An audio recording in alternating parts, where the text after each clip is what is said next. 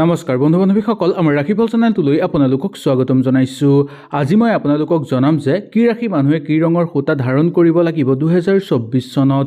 ইয়াৰ ফলত আপোনালোকৰ সকলো শুভ হ'ব, সকলো ফালৰ পৰা আপোনালোকৰ সুখ শান্তি নামি আহিব। কোনো শত্ৰুৱে আপোনাক ক্ষতি কৰিব নোৱাৰিব আৰু বেয়া শক্তিয়েও আপোনাক ক্ষতি কৰিব নোৱাৰিব। কি ৰাশি মানুহে কি ৰঙৰ সূতা হাতত ধাৰণ কৰিব লাগিব এই 2024 চনত, তেতিয়াহে আপোনালোকৰ সকলো শুভ হ'ব। আহক ভিডিঅ'টো আমি সুন্দৰভাৱে জানি লওঁ। ভিডিঅ'টো ভাল লাগিলে লাইক এটা কৰি আমাৰ মনোবল বঢ়াব আৰু আপোনালোকৰ বন্ধুবৰ্গৰ লগত শ্বেয়াৰ কৰি তেওঁলোককো উপকৃত কৰিব। 1 নম্বৰটো হ'ল মেঘ ৰাশি।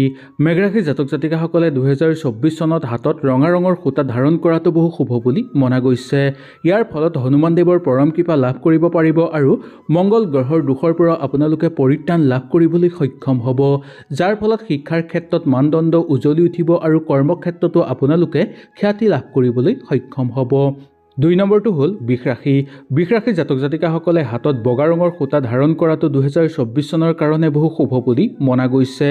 বগা ৰঙৰ সূতাৰ ফলত আপোনালোকৰ মা লক্ষ্মীৰ পৰম কৃপা লাভ কৰিব পাৰিব আৰু শুক্ৰ গ্ৰহৰ শুভ প্ৰভাৱ আপোনালোকৰ ওপৰত পৰিব, যাৰ ফলত কৰ্মক্ষেত্ৰত আপোনালোকৰ সফলতা নামি আহিব আৰু আপোনালোকৰ দাম্পত্য জীৱনত সুখ শান্তি বৃদ্ধি পাবলৈ ধৰিব।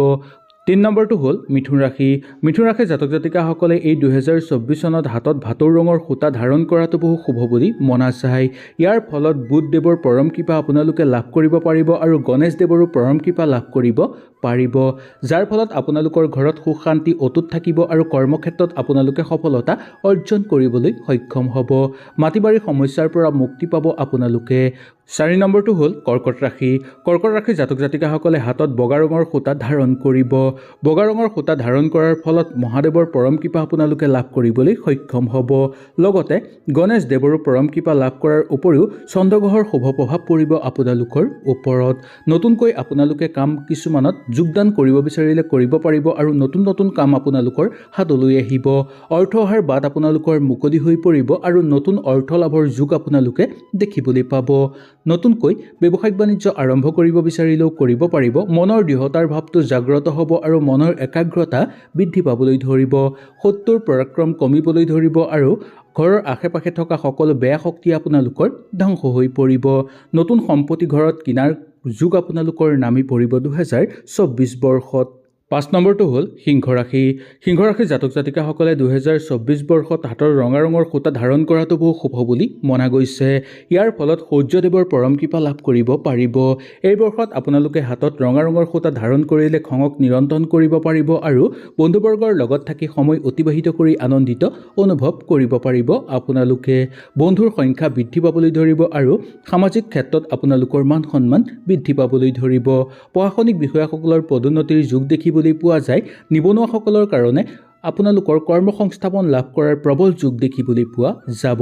এই বৰ্ষত আপোনালোকৰ ভ্ৰমণৰ প্ৰবল যোগ দেখিবলৈ পোৱা যায়। প্ৰেমত শুভ হ'ব, দাম্পত্য জীৱনতো শুভ দেখিবলৈ পোৱা যায় আপোনালোকৰ। কিবা কাম যদি আপোনালোকে কৰিব বিচাৰে তেনেহ'লে নিঃসন্দেহে কৰিব পাৰিব।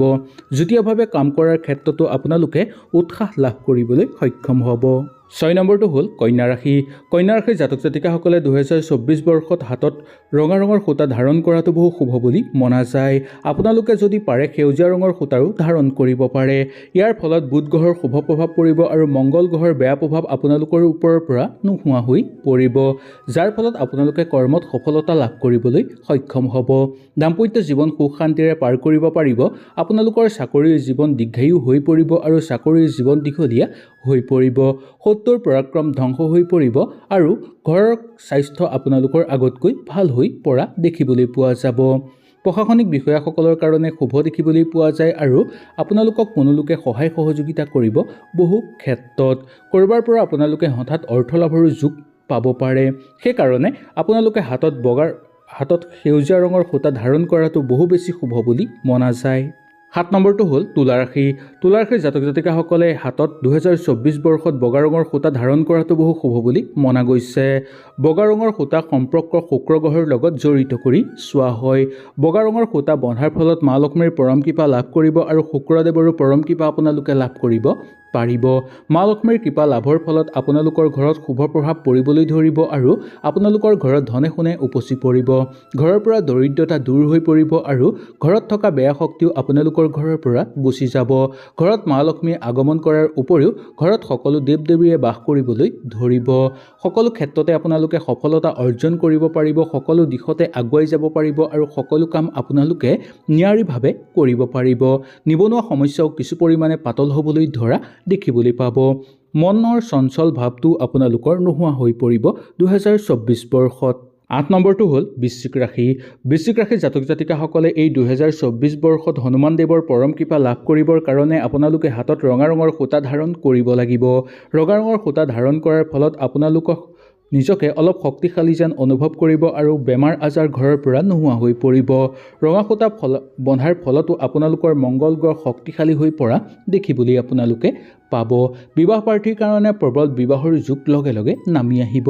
দাম্পত্য জীৱন সুখ শান্তিৰে পাৰ হ'ব আৰু ঘৰুৱা পৰিৱেশ যদি আগতে বেয়া হৈ আছিল সেই ঘৰুৱা পৰিৱেশো উন্নত হৈ পৰা দেখিবলৈ পাব। পৈতৃক সম্পত্তি লাভৰ প্ৰবল যুগ দেখিবলৈ পোৱা যাব আপোনালোকৰ। মানসিক চাপ দূৰ হৈ পৰিব, মনৰ স্থিৰতা আপোনালোকৰ বৃদ্ধি পাবলৈ ধৰিব। ৰাজনৈতিক ক্ষেত্ৰতো আপোনালোকৰ মান যশ বৃদ্ধি পাব বা সামাজিক ক্ষেত্ৰতো আপোনালোকৰ মান যশ বৃদ্ধি পোৱা দেখিবলৈ পাব। 9 নম্বৰটো ধনুৰাশি। ধনুৰাশিৰ জাতক জাতিকাসকলে 2024 বৰ্ষত হাতত ৰঙা ৰঙৰ সূতা ধাৰণ কৰাটো বহু শুভ বুলি মনা গৈছে।